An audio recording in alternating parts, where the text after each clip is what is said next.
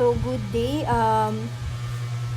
Start tayo sa lecture natin for chapter 4. Topic natin is all about relations.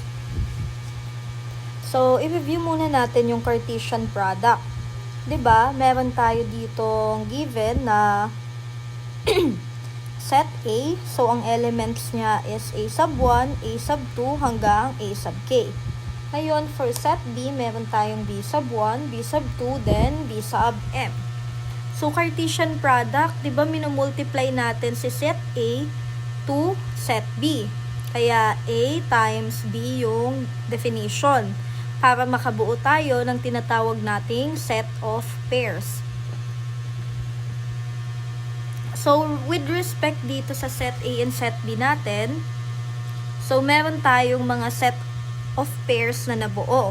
So, A sub 1, then B sub 1, yun yung first pair natin. Yung pangalawa, A sub 1, then B sub 2. Pangatlo, A sub 1, then B sub M. Then, pang-apat is A sub K, then B sub M. So,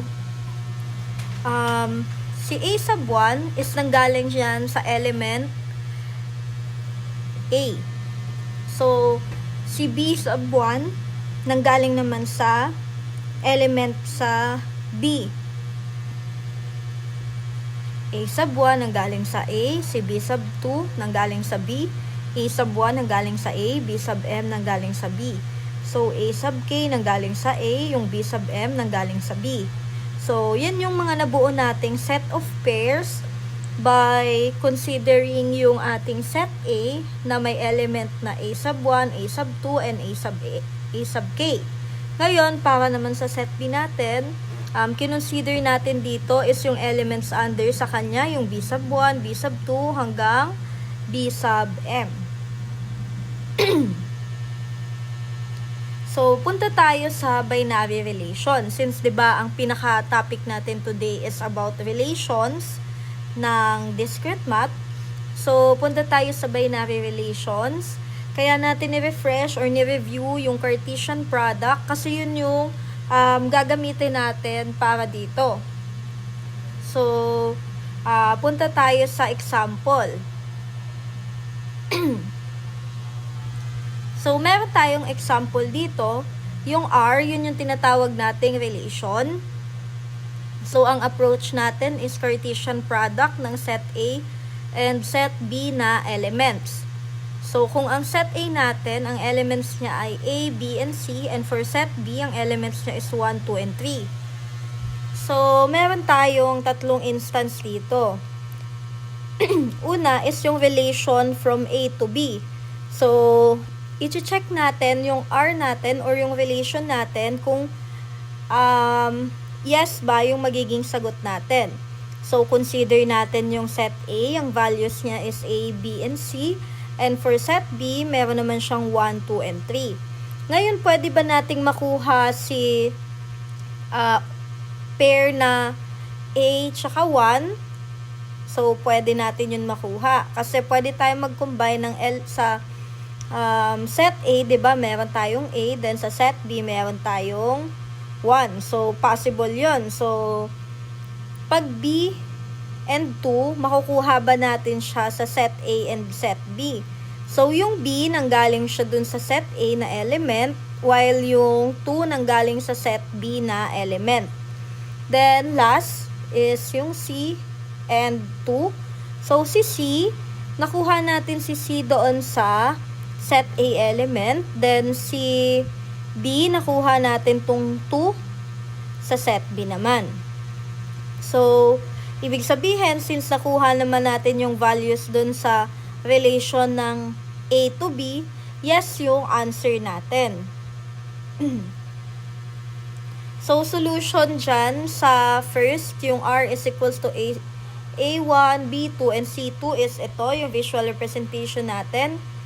So, kung ang set A natin is may A, B, and C, and set B natin is 1, 2, and 3, so, kaya nating makombine si A tsaka si 1. So, check natin.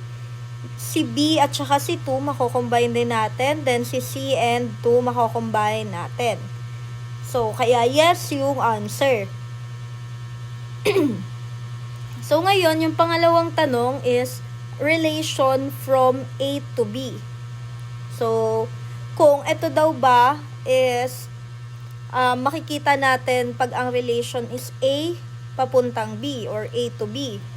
So, solution natin. So, yung R natin, yung relation natin dito is 1 tsaka A, then 2 and B. So, di ba ito yung set A natin, yung values ng element A, B, and C. Then, for, asan na yun? Then, yung for set B is 1, 2, and 3. Ngayon, kung mapapansin natin, 1 at saka A yung nandun sa relation. So, hindi pwede yon kasi nauna dito si B. So, yung sa set B, sa element niya nanggaling yung 1. Then, yung sa set A, nanggaling naman yung A. So, para naman sa pangalawang R or pangalawang relation, yung 2 at saka B daw. So, hindi pa rin pwede since yung number 2 is nanggaling siya dun sa element ng set B. Then, yung B nanggaling sa element ng set A. So, ang format na nangyari dito is B to A. So, hindi applicable yung sa question, yung relation from A to B. Kaya, no yung answer natin. Kasi, dito, makikita natin yung R or yung relation kapag ka naka B to A. So, kaya X to, yung second solution. So, no yung answer natin. Ngayon, may pangatlong question sa atin. So, relation from A to A. Ngayon, since ang sinabi is relation from A to A, so titingnan natin kung yung R ba natin is equals dun sa A to A. Diba? Set A natin, may laman siyang element na A, B, and C. Then for set B, so for set A, kasi set A to itself. So, A to A. So, kung ano yung value ni A, yun yung ilalagay din natin para sa kabilang A. So, A, B, and C. So, feasible naman yung A to A. So, tama. Yung B to C, pwede rin tayong mag-combine. Then, yung B to A. So, ibig sabihin, magiging answer natin is yes. Kaya, yung relation from A to A is equals to yes. Kasi, answer natin, pwede siyang makuha yung AA, yung BC, and yung BA doon.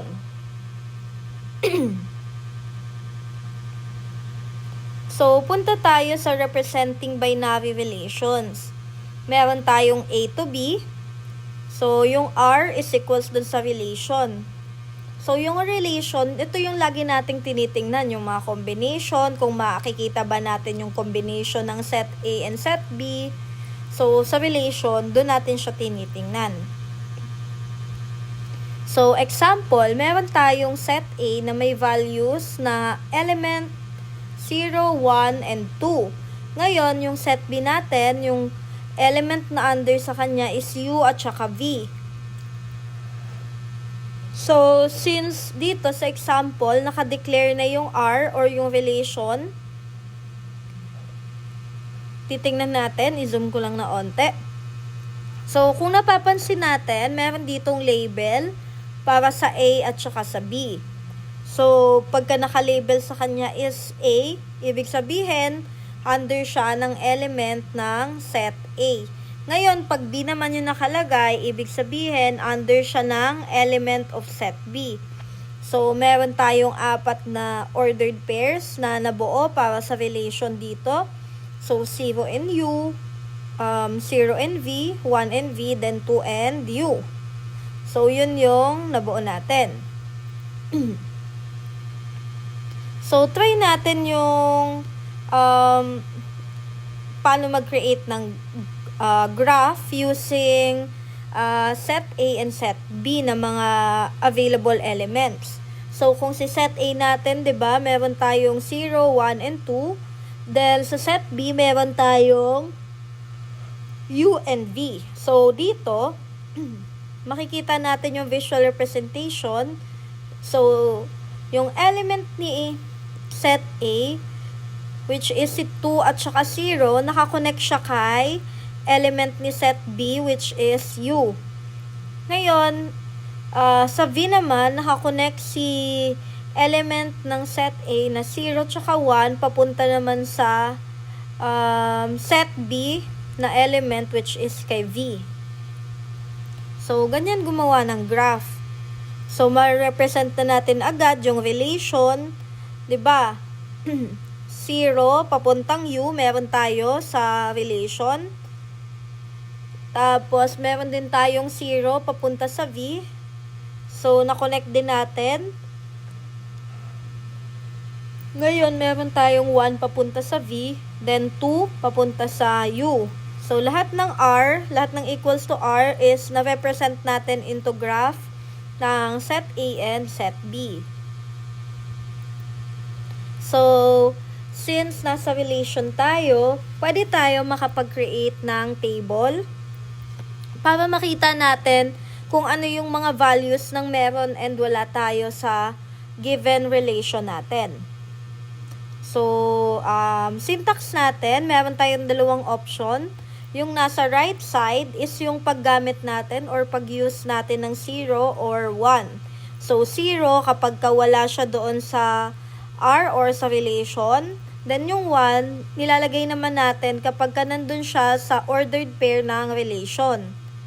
So, etong nasa left side naman, kung mapapansin natin, using X is equals to 1. So, ibig sabihin, maglalagay tayo ng X kapag yung combination is nandun sa R natin or sa relation. So, lagyan muna natin ng label para hindi kayo malito. So, itong nasa taas is yung U at saka V. So, ito, elements ito from set B. Ngayon, yung 0, 1, and 2, elements naman ito na nanggaling sa set A. So, 'di ba? A is equals to 0, 1, and 2. So, element niya 'yan. Kaya may label na A. Ngayon si B, element niya naman yung U at saka V. So, naka-label ng letter B. So, try na natin. Unahin muna natin yung using X is equals to 1. So, kapag may value ng X, ibig sabihin, nandito sa ating R, yung ordered pair ng combination. So, start natin. Pag tinimes natin si 0 and U, nandun siya sa value ng R natin. So, magkakaroon tayo ng X kasi, diba, X is equals to 1. Ngayon, pag minultiply natin or tinimes natin si 0 and V, so, 0 times V, magkakaroon tayo ng X kasi 0 and V, nandun siya sa R natin. So, kapag naman 1, ita-times natin kay U. Since hindi natin siya makita or hindi siya available sa R, ibig sabihin, ililive natin siya as blank. Ngayon, 1 times V. Tingnan natin kung nandito siya sa R. So, meron tayong 1 times V. So, meaning, maglalagay tayo ng X. Ngayon, 2 times U. So, may X tayo ulit since makikita natin dito sa R is meron tayong 2 times U. So, for 2 times V, since wala, leave natin as blank. Ngayon, punta tayo dito sa may nasa right side, yung paggawa natin ng table using 0 or 1. Again, titingnan natin yung values ni R. So, meron tayong combination ng 0 times U. So, may 1 tayo dyan. So, 0 times V. Meron din tayong 1. Ngayon, wala tayong combination para sa 1 times U. So, 0 yung ilalagay nating value. So, 1 times V, may combination tayo dun sa R. So, meron tayong 1. Kapag 2 times U, may combination tayo ulit sa R. So, lalagyan natin ng 1. So, 2 times V, wala tayong combination. Lalagyan natin ng 0. So, kung papansinin natin, yung paggamit natin ng X and yung paggamit natin ng 0 or 1 is same lang yung naging output. So, yung mga values na nandito sa R, yung U times, ay yung 0 times U, yung 0 times V, 1 times V, and 2 times U, lahat yon may value ng 1 and may value ng X. While yung mga hindi naman na-mention, nilalagyan natin ng 0 or nililive as blank natin. So, relations and function. Sa relations and function, pwede tayong magkaroon ng combination na 1 to many. So, ito, between naman to sa element. So, kung meron tayong set A and set B, and may dalawa tayong element, yung A at saka B, para sa set A, pwede tayong magkaroon ng many relation. So, ibig sabihin, kung ang element ng set A natin is AB, pwede nating i-connect si AB na element into set B elements na merong value na 1, 2, and 3. So, tulad dito, sa example natin, si A natin, which is element siya ng set A, is connected siya sa 1, 2, and 3 na element ng set B. Ngayon, si set B naman, meron siyang 2 and 3, so connected siya sa 2 and 3. So, dito, na-apply natin yung one-to-many relationship. Wherein yung element natin between element A and B, or A papunta sa B, is naging one-to-many. So, kapag function naman, tandaan natin, pag function, isa lang siya. So, kung saan lang siya na-assign, yun lang yung susundin natin. So, example nito is yung itong visual representation natin. Kung si set A, element A, is na-assign lang siya sa set B, element 1, dun lang siya connected. So, A, papunta sa 1. Ngayon, kung si set A, element B, na-assign lang naman siya kay set B, element 3. So, si B, papunta kay 3 lang siya. Hindi siya pwedeng papunta kay 2, then papunta kay 3. Kasi 1:1 lang kapag function yung ginagawa. Unlike kapag relation, pwede siya ng 1 to many.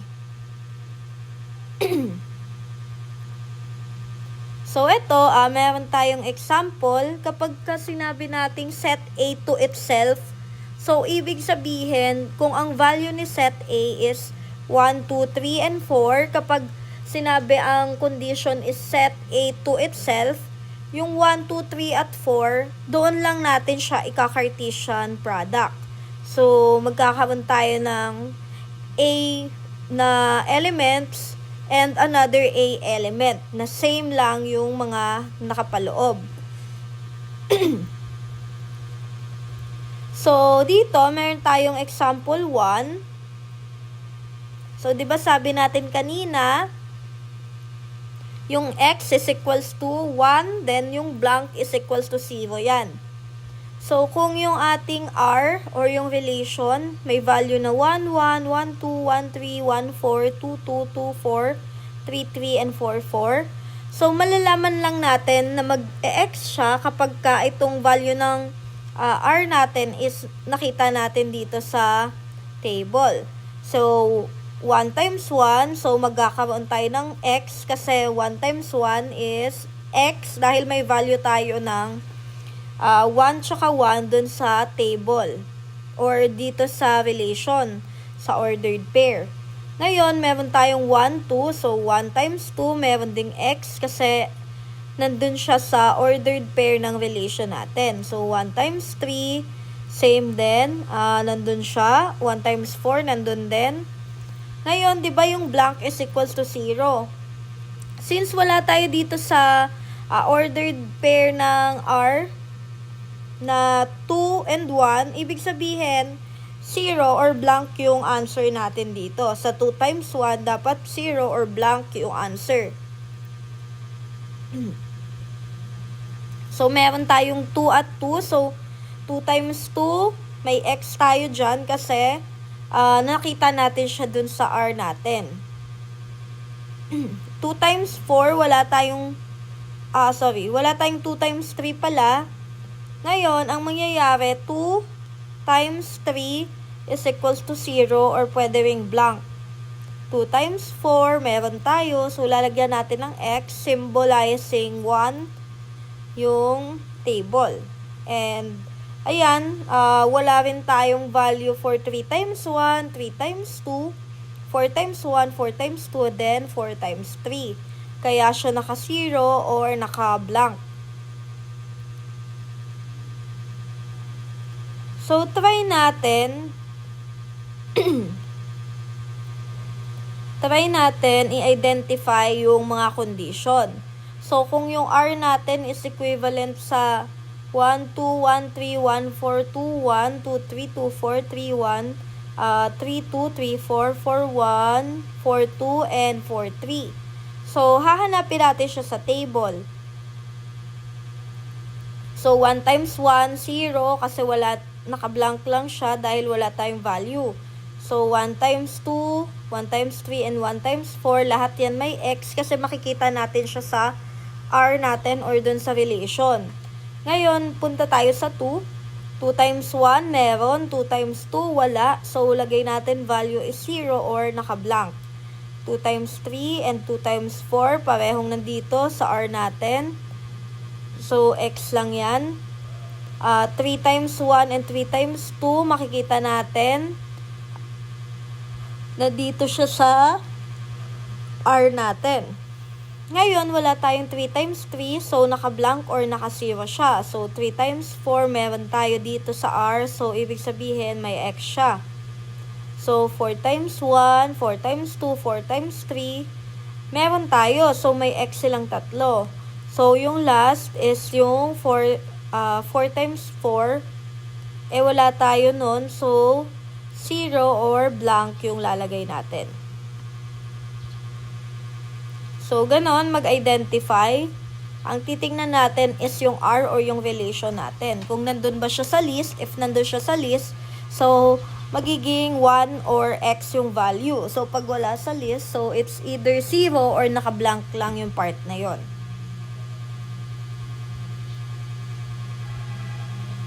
So, ito, meron tayong another example. So, ang example na to is A times A. So, ibig sabihin, set A to itself. So, kung ang value ng set A natin is 1 and 2, so, imumultiply lang natin siya sa 1 at 2. So, magkakaroon tayo ng apat na value. Una is 1 tsaka 1, 1, 2, 2, 1, then 2, 2. So, from these 4 na values na na-create natin, i-combine natin. So, si 1 at 1, i-mix natin kay 1 at 2. Then, si 1 at 1, i-mix natin kay 2 at 1. 1 at 1, i-mix kay 2 at 2. So, makukuha natin yung combination na itong 6. So, si 2 at 1, minix natin kay 2, 1. Si 1 at 2, minix natin kay 2 at 1. Si 1 at 2, minix natin kay 2 and 2. Then last na, si 2 at 1, minix natin kay 2 at 2. So, nakuha natin is yung 6 na possible na pair or ordered pair para sa kanila. Ngayon, by trees naman, so same lang ng scenario. So, si 1 at 1, 1 at 2, and 2 at 1. Ngayon, yung pangalawa nating mabubuo is si 1 at 1, 1 at 2, at 2 at 2. Then, yung pangatlo, 1, 1, 2, 1, 2, 2, 2. So, last, 1, 2, 2, 1, and 2, 2. So, yon mabubuo natin sila.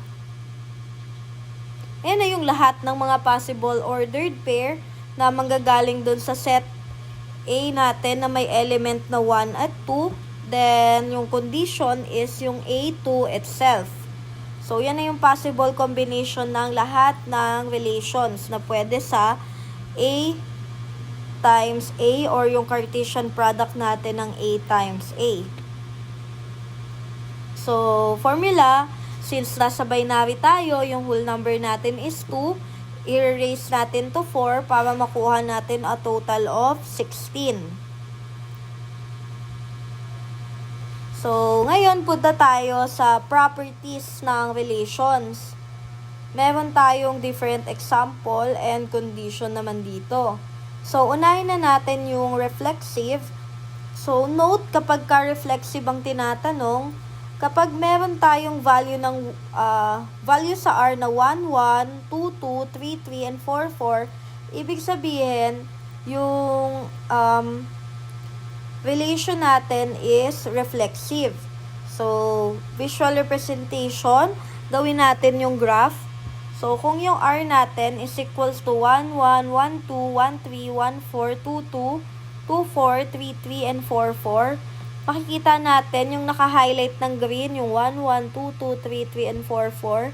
Kapag in-incorporate natin into table, magkakaroon tayo ng values of 1 na nakalagay doon sa main diagonal. So, sa 1, 1, sa 2, 2, 3, 3, and 4, 4, papansinin natin yung position ng main diagonal is equivalent into 1. So, kaya ma-identify natin siya as reflexive relation. So, para naman sa irreflexive relation, kabaliktaran naman yung nangyayari. So, kung ang example natin dito is yung values ng R ay 1, 2, 1, 3, 1, 4, 2, 1, 2, 3, 2, 4, 3, 1, 3, 2, 3, 4, 4, 1, 4, 2, and 4, 3. Since mapapansin natin, wala yung value ng 1, 1, 2, 2, 3, 3, and 4, 4, ibig sabihin, reflexive yung R natin kasi walang nauulit na value. So, automatic, yung magiging main diagonal natin is equals to 0 or blank kasi wala tayong values na umuulit. So, kung i-incorporate natin siya into table, so, meron tayong mga 0 in every position dun sa main diagonal. So, itong naka-highlight and naka-encircle, so, pag pinag-multiply natin yung 1 tsaka 1, so, 0 yung lalabas since sa R natin or sa value ng relation ordered pair, wala tayong value for 1, 1. So, same with 2, 2. Wala tayong value for 2, 2, so 0 lang siya. So, 3, 3, walang value for 3, 3, so 0. Then, 4, 4, walang value uli, so 0. So, ayan, ganito yung itsura ng irreflexive natin. So, punta tayo sa another example for irreflexive. So, kung ang value ng R natin is 1, 2, 2, 2, and 3, 3, magiging hindi siya maka-classify as irreflexive. Kasi, makikita natin na nandito yung value ng 2, 2, and 3, 3. So, pag irreflexive, dapat wala kang value na umuulit. So, wala dapat 1, 1, 2, 2, 3, 3, or 4, 4 para ma-classify siya as irreflexive. So, ito yung last property ng relation natin. Ang tawag natin is symmetric. So, ibig sabihin, kapag na-satisfy mo yung condition ng symmetric, mag-yes yung answer. Pero kung titingnan natin yung R ordered pairs, so meron tayong 1, 1, 1, 2, 1, 3, 1, 4, 2, 2, 2, 4, 3, 3, and 4, 4. So, okay lang naman dito kung meron kang value for reflexive. Ang mahalaga is meron kang symmetric. Pero since ang meron lang is yung 1, 2 na value para sa R and wala yung value ng isa pang symmetric which is yung 2, 1, magiging not symmetric yung R natin. So, sa symmetric relation, dapat magiging 0, 0, 0, 0 lang siya. So, ayan, yung sa symmetric relation. So, properties, symmetric and asymmetric. So, yan. Ito, other example. Last topic is yung inverse of relation. So, pag inverse, so, mauuna yung female sa male, while kapag hindi siya naka-inverse, yung normal lang na A to B, kapag naka-inverse, B to A. So, mababaliktad yung solution. So, ayan, to solution natin for inverse. Kung mapapansin natin, pag inverse, mauuna nating tingnan si B bago si A. So, value ng R raised to negative 1 natin or inverse natin is 2, 2. So, una nating tiningnan yung elements ni B bago kay A. So, next is 6, 2. So, una nating tiningnan elements ni B bago kay A ulit. So, ang format niya is BA. Kaya nasa taas is puro BA kapag ka naka-inverse. So, pagka naka-R, ibig sabihin, ginawa natin is yung Cartesian product na yung format ay AB or yung normal. So, dito nag-end yung chapter for lecture natin.